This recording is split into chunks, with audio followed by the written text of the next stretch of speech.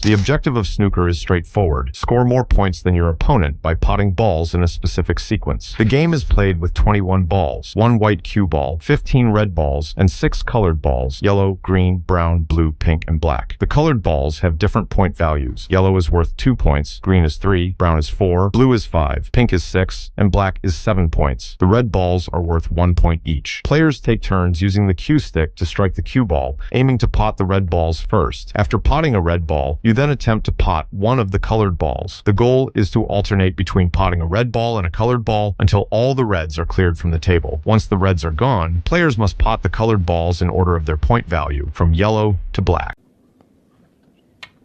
Yeah, get the run of the ball. If you're not, you don't get the run of the ball. Creates more tension.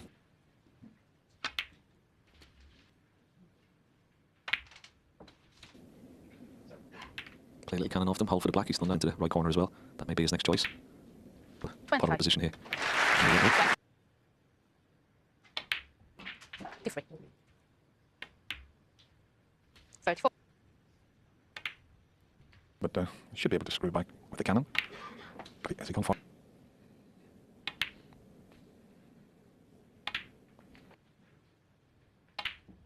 Off the spot, but it's been all Sean Murphy.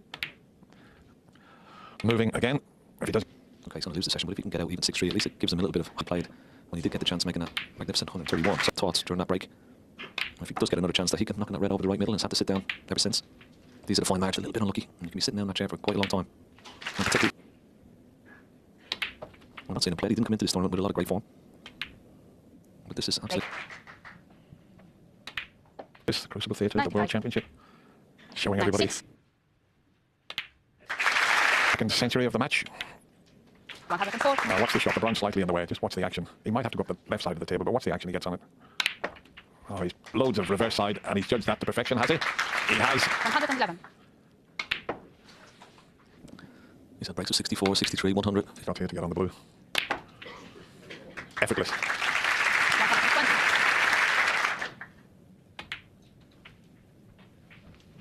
125. Let's see how many cushions he decides to go off to get on the black. Is he going to just come straight up the table? Yeah, he's took just the 2 cushions. Oh, he's gone around the angles. It's pretty close, you know. It's pretty close. Is it in? Yeah. Welcome to this brief introduction to the beautiful game of English billiards. Billiards is a game played on a full-size 12-foot by 6-foot table. People might be familiar with this size table through watching snooker, but in fact the table was originally designed for billiards. Snooker only came somewhat later. Billiards is played with only 3 balls, 2 cue balls, one white with spots and the other yellow with spots, and a red ball. Each player is allocated a cue ball at the beginning and continues to play with that ball throughout the game. Determining who takes which ball is done by stringing for break. Closest to the balk end cushion gets the choice of order and cue ball colour. Players play to either a set target score or play for an agreed length of time, the winner being whoever is ahead when the timer sounds. Players can earn points by either potting or going into the pocket off another ball. Potting or going off the red is worth 3 points. Potting or going off your opponent's ball is worth 2 points. If the red is pocketed, it comes back up onto the billiard spot, or the black spot in snooker. If the opponent's ball is pocketed, it stays off the table, thereby limiting further scoring opportunities. If the player's cue ball enters the pocket with an in-off or loser, they are said to be in hand and can place the cue ball anywhere in the D for their next shot. They are not permitted to fire directly into the balk area, that area behind the front line of the D. Because of that rule, sometimes you will see players potting the opponent's ball and then placing one or both of the remaining balls in this protected balk area, hoping to force the opponent to make an error. The final method of scoring is to make contact between your cue ball and the other 2 balls, called a cannon, which is worth 2 points. It is also permitted to make multiple scores in a single shot. For instance, potting the red and scoring a cannon at the same time. With so many different ways to score points, billiards is a very creative game where individual shot preferences and individual strengths make for many varieties in the patterns of play.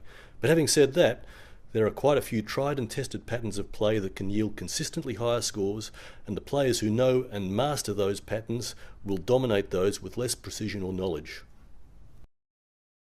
Most players use a knowledge of half-ball angles, the so-called natural path of the cue ball after contact with another ball. Here are some common half-ball positions.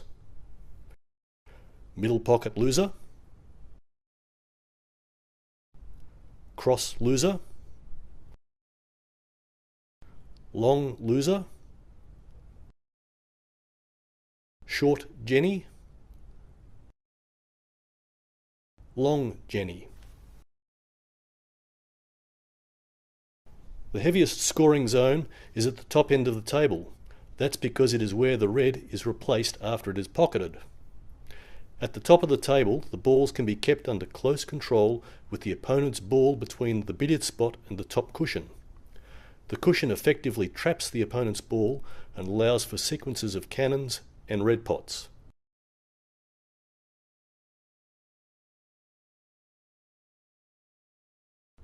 This pattern of top of the table is called postman's knock because of the rapid double kiss of the cue ball on the opponent's ball. Another pattern of play at top of the table is called floating white. This is where the player uses his cue ball to keep the opponent's ball floating between the red and the top cushion. This requires minute and delicate control of all three balls.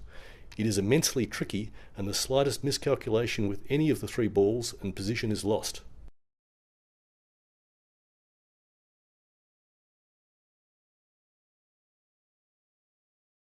If holding the balls at the top of the table is tricky, getting them there in the first place can be just as tricky.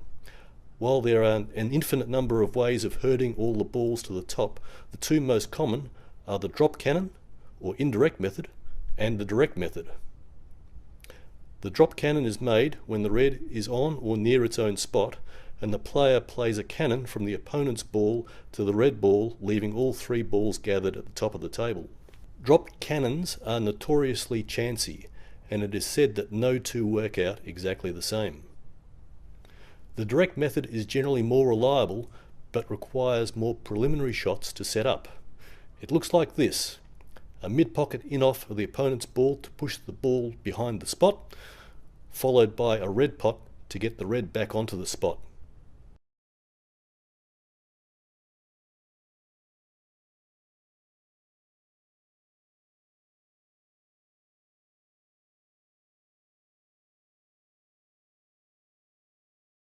We hope this very brief introduction adds to your enjoyment in watching and understanding the beautiful precision game of billiards.